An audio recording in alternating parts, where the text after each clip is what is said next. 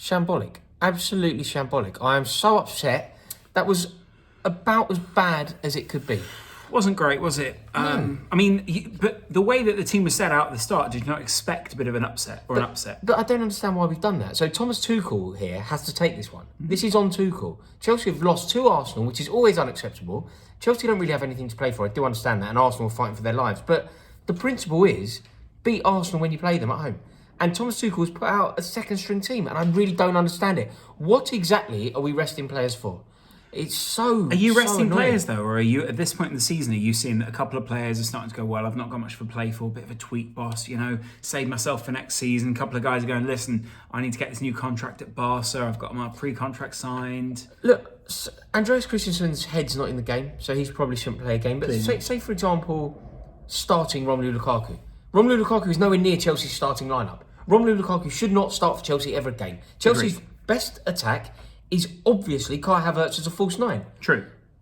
Play him. Why aren't we playing him? It doesn't make any sense not to play him in a game like this. But so tell me about that then. That's a bit much of you there. Tell me then, why is it that Chelsea will field this side against Arsenal, considering that they knew that these kind of threats were pertinent against them? You knew that that was a slow back line that would be open to people running at it. You've got you've got Azpilicueta, you've got Christensen in the middle and Sarr on the far side. No pace in that back line to be able to keep up with four young, pacey, interchangeable wingers. I think it was a mistake. Playing Sarr, Sarr has proved to us already that he's not at this level, really not in a game as competitive as this. So that was ridiculous. Chelsea needed to win tonight as well. We're still suffering heartbreak from what happened in the Bernabeu. Mm-hmm. We got a very good result against Crystal Palace at Wembley, but we need to get back to a winning culture at the club. There needs to be a feeling of winning because we're going to an FA Cup final that we really do need to win, and we have to solidify our top four status. Look, I don't think that Chelsea have any jeopardy around finishing in the top four, but you have to know that. You have to know that. All of this, I think Chelsea need probably 4 wins out of 8. I can understand that. 4 wins out of 7. Uh-huh. So get them. It's not a real possibility. You've still got game in hand over both Spurs and Arsenal, but the fact that they're finishing so close to you isn't great, is it? It shows there are problems that need addressing here at Chelsea. The problem is you guys have got so many different explanations and excuses. What is it that's meant you finished so close? But is this one not quite simply?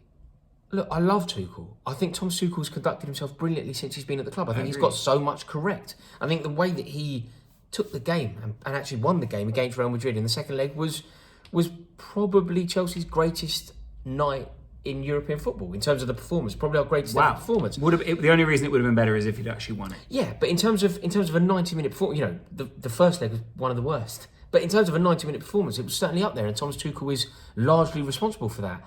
But he's also responsible for this defeat. Picking that team tonight, there were so many players that obviously weren't up to it. There were so many players that shouldn't have played. And it was a mistake. It was a massive mistake from him. And it's one now.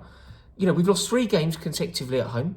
We've conceded 11 goals in those games. Yeah.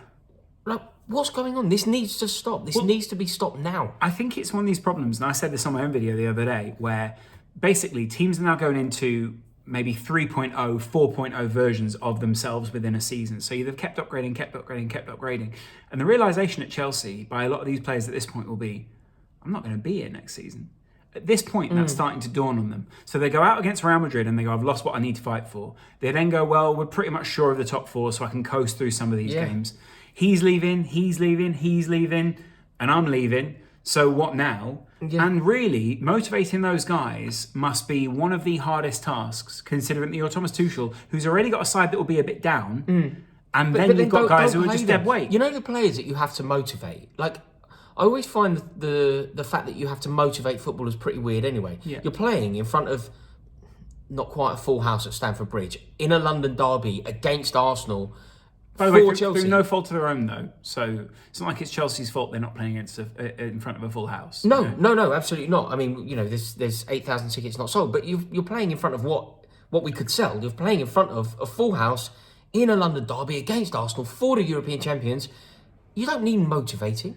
And if you do need motivating, don't start. So Romelu Lukaku doesn't want to play for Chelsea, so don't put him anywhere near the team. Okay, and then Andreas Christensen doesn't want to play for Chelsea, so don't put him anywhere near the team. Yeah, right. And then I guess, and there are questions over whether Azpilicueta should be starting for the side. My question about Azpilicueta is, at the end of the game, we saw that clip of the fan going over and going, fight. He was going, no, fight more. And you could sort of see what he was saying to him, and the camera focuses in on him, and he sort of goes, fight more, fight more. And you could sort of see he was basically just saying, like, I'm a bit upset because I've paid for Where's the passion? Where's the passion? Where's the desire? Where's the hope? Yeah. And in the end, Azpilicueta goes over there and sort of goes, what? And you can see he's sort of going, you're actually a hero of mine here, mate. Like, I love you. Sorry, No, but he shouldn't have to apologise for that. No, I don't think so. For saying to someone, I want you to fight more for my team. Also, I think it's a bit. I actually think it's a bit rich of Azpilicueta to go over there and challenge that. The fan is saying, fight more. I want to see more passion. I want to see more. I want to see more aggression. I think Azpilicueta, particularly considering that he gave a penalty away in the last minute and didn't play particularly well throughout the game, maybe he should say, if he has to engage with the fan at all, he is perfectly entitled to just walk away. But if he has to engage, maybe you go and explore it and go, yeah, maybe I could have shown a little bit more. Maybe we as a team could have shown a little bit more. The adrenaline, though, it's still pumping. There's still an element of, I might be angry from the game. I'll be disappointed about the result. Yeah, I mean... You dominated possession, though. We dominated possession, but we've conceded 4 goals at home. Eddie Nketiah, who hasn't scored a goal all year, has scored twice at Stamford Bridge. Yeah, but you made a rod for your own back tonight as a team, I think. Sarr, Azpilicueta and Christensen, all at the back. Each of them made mistakes at different points that led to just really, really poor decisions being made. I mean, our defence was all over the place, and that's because Thiago Silva didn't start the game, Rudiger didn't start the game. We've played what is effectively a second string team. Mendy had a bad game as well. No Jorginho, no Kovacic. Like we're playing such a weak side, and then we're trying to accommodate Romelu Lukaku, and for what? For what? What is Romelu Lukaku doing anywhere near that team? And then you're giving Kai Havertz half an hour to try to do something, really. I mean, maybe it signals that they didn't see Arsenal with this sort of threat, but Arsenal definitely saw themselves this way. And I've got to admit, the second I saw that Chelsea team, I thought, something's probably on here. Yeah, I mean, look, I don't know. And look, I probably think that the penalty was harsh. Mate, that wasn't a penalty. Yeah. It just wasn't a penalty. If anything, Saka had hold of his arm and he was being pulled down. But then why is he put himself in that position? Why is a wily old technical defender getting in that position? Yeah, I don't know. I really don't. But it's a terrible day at the office for Chelsea. There's 3 defeats in a row at home, which is completely unacceptable. And look, we now need, we've got 7 games. I'd say we need 4 wins to guarantee it. It shouldn't be a problem, and I don't really care about 3rd and 4th. I'm not really even sure that you even need that, to be honest. No. What do you think we'll do? 3 wins? Yeah. 3 wins. You've got a game in hand as well, bearing that in mind. So you've got the 7 games. Yeah. They've only got 6. Nightmare. Absolute nightmare. Always horrible to lose to Arsenal. Especially horrible to lose to them at home, and even worse to lose to them in these circumstances. You need to stop this slide, though. I agree. Not ideal at all. Listen, we're going to explore this now from an Arsenal angle on Lawrence McKenna's channel. I will see you over there. Can't lie to you, I am heartbroken.